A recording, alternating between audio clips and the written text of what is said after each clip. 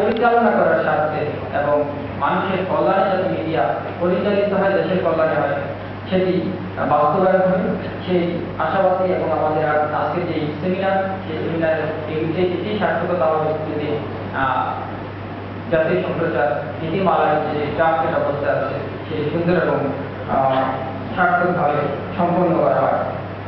সম্মানিত উপস্থিতি, আমি আর খুব বেশি কথা বলাবো না।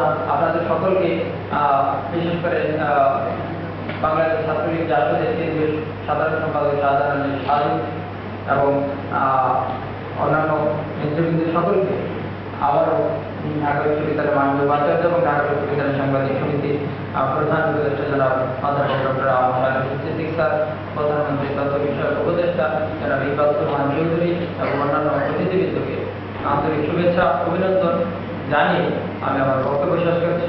সবাই ভালো থাকুন, সুস্থ থাকুন।